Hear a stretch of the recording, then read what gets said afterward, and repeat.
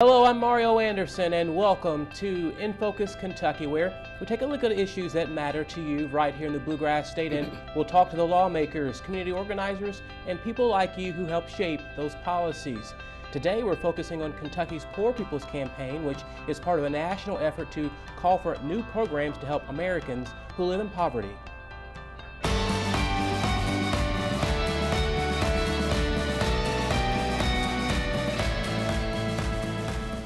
The Poor People's Campaign is part of a grassroots effort started by the late Reverend Dr. Martin Luther King Jr., referred to as a national call for moral revival.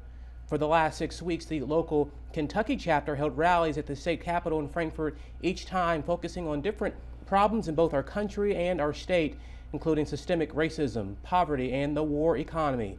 The group took their issues to the Attorney General Andy Beshear and Kentucky State Police Commissioner Rick Sanders after only 2 members were allowed into the Capitol to protest at a time.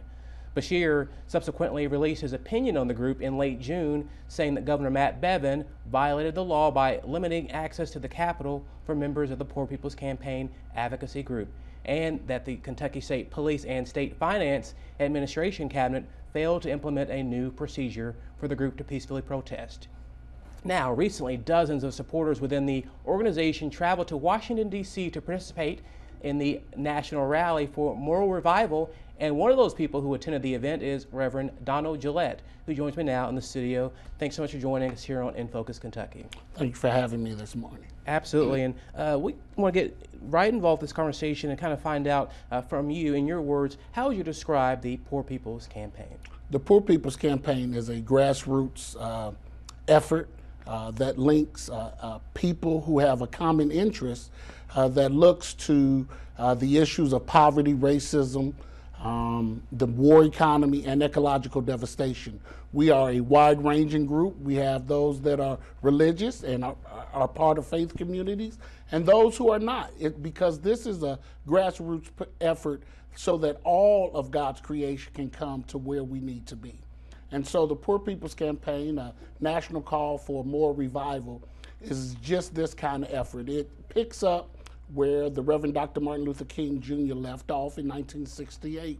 If you look at it, the 3 evils that Dr. King was speaking about, militarism, poverty, and racism, over 50 years, we haven't gotten better. We've gotten worse. Actually, the poverty levels have increased, and we can see the signs of racism, and then we can even see how our budget and tax dollars goes for the war economy. But even within those 50 years, the ecological devastation has been occurring on our lands as well. Now, Reverend Gillette, how did you get involved and connected with this group?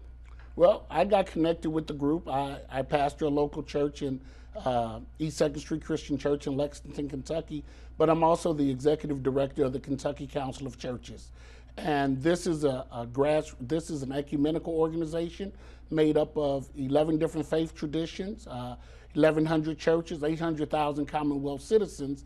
And so we represent those who are on the margins, those who are in poverty, those who feel the effects of racism, militarism, and even see ecological devastation occurring in their homelands. And during these rallies that happened over in Frankfort, we mentioned there were 6 different weeks worth of rallies that the Poor People's Campaign was a part of. So what were some of the causes that you all were advocating and communicating about at the Capitol?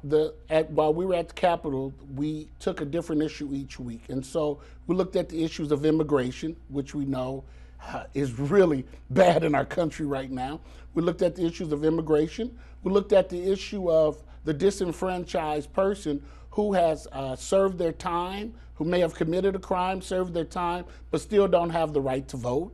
We looked at the issues of health care, and we know that with the states look at the Medicaid waiver 1115, that they were trying to impose these work requirements. We're glad that the federal judge in D.C. has said that you can't make health care worse. You can only try to make health care better. And then we looked at issues of the racism, the poverty, the militarism, where we had our veterans come out because, of course, our veterans happen to be those who aren't treated well either. And so those are some of the issues we looked at over the 6 weeks with direct action. And during those 6 weeks, as you know, 4 of those weeks, They wouldn't let us in the state capitol, which is our house. What the tax we pay taxes, and it's our house, and they wouldn't even allow us in the house unless we went in 2 at a time, which is unlawful, as our Attorney General has said. And on that note, share with us your feedback and just kind of reaction when the group and you personally found out that you all weren't able to access the Capitol. What was the mindset of those people that were there that day or those weeks? The mindset of the people were, or I can speak for my mindset, the mindset was, where's that written in the law that we can't get into the State House? When you allow lobbyists into the State House, when you allow other folk into the State House. Matter of fact, we sent groups of 5 or 6 who were able to go in, as long as they said they weren't part of the Kentucky's Poor People's Campaign, a national call for more revival. They were allowed to go in. But if you wore a T-shirt, if you said that you were standing up for the Commonwealth citizen on issues of poverty, racism, militarism, and ecological devastation, they wouldn't let you in, which is quite disturbing in 2018. And also, just a few weeks ago, there was the big rally that happened in Washington, D.C. You weren't able to attend that, but there were lots of people from Kentucky that were represented. So talk about that event and why it was important for the group here locally to make the trip down to Washington. That event was important because not only did Kentucky have a chapter or have a state Poor People's Campaign, but we joined with 30, 35 other states around the country that had the same campaign over the 6 weeks, over the 40 days. And we were able to gather together in D.C.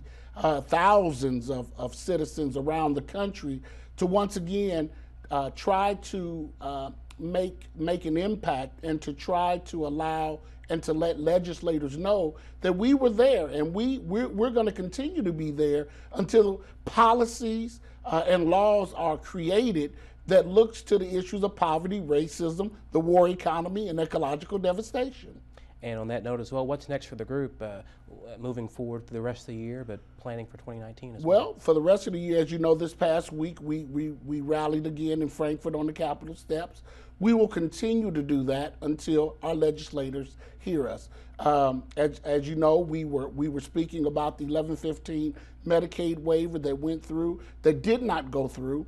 And then we were also speaking against the governor's reversal of health, of dental and vision care for Kentuckians. 1 in 10 Kentuckians, matter of fact, I believe it is Perry County, 1 in 5 Kentuckians will be without vision and health. And so I think that this movement is a movement that we have to continue to protest until our state legislators hear us and see that we're not just some group of agitators, but we're a group that represents the common citizen of Kentucky. And with the word protesting too, a silent protest or a peaceful protesting, that's kind of a big part of the campaign as well, correct? Nonviolence, peaceful protesting. But that's what Dr. King stood for, peaceful protesting. And I think that's one of our constitutional rights, to peacefully protest. And so we will continue to peacefully protest until our issues and policies are created to address poverty, racism, militarism, and ecological devastation. For people that want to learn more information about the Kentucky Poor People's Campaign, where can they go and find out more details? They can go on the website, KentuckyPoorPeoples.com, or I believe Kentucky'sForTheCommonwealth.com. You might can even find information on the Kentucky Council of Churches.org website as well, as we are a partner in that effort. Well, Reverend Gillette, really thank you for joining us, and we appreciate your time. Well, thank you, and we invite everyone to come out. Once again, this isn't just for some people. This is a concern for all of the citizens of the Commonwealth, rich or poor, black or white, educated, not educated, religious, not religious.